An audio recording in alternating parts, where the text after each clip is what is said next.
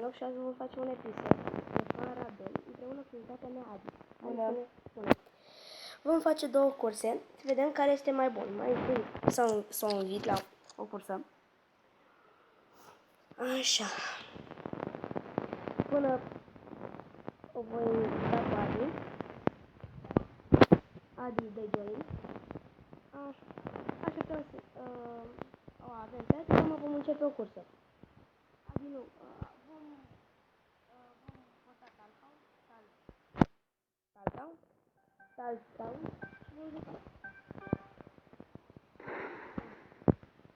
Ai noroc, Adriana. Tot locul trebuie să pus apoi de multe ori ca să poți stare, înțeleg? Adriana, după cât se vede, este cam ultima.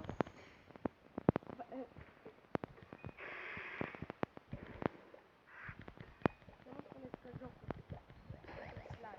Ea e bună la o anumită joc, nu este bună la care joacă.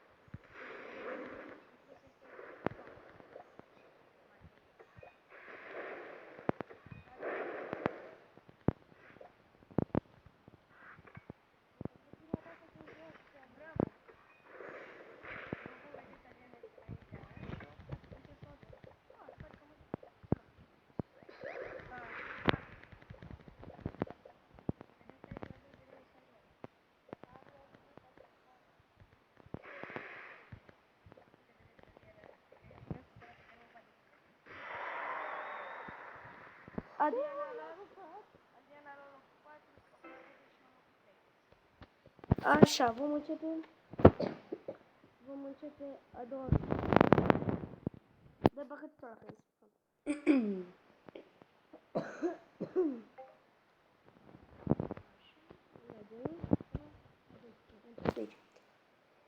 Așa, vom începe. Ce e? Rose Roof. A doua. Așa. Aceasta este ultima cursă, deoarece nu prea avem mult timp la dispoziție.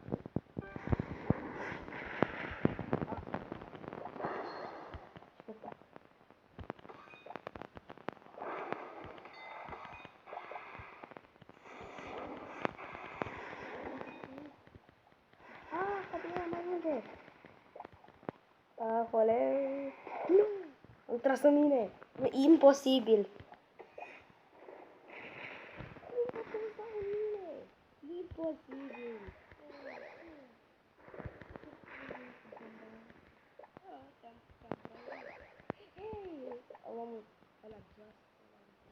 M-a tras de 100 de ori cu prostia aia în spate de magnet.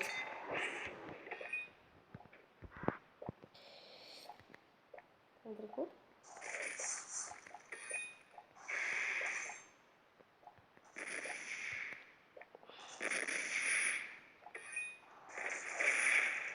Se pare că tot nimeri spade, am o problemă cu ea, după cât se vede. Fii-te la cum pui mere spus. Cum? Așa bine. Se pare că am la locul 2. Adriana. O să iau locul 4, o să iau locul 3, Adriana. o să iau locul 3, o să iau locul 3. Adriana la locul 3, după cum se vede. Cam atât a fost și acest pentru astăzi. A fost Echinox. Pa, pa. Ne vedem data viitoare. La revedere.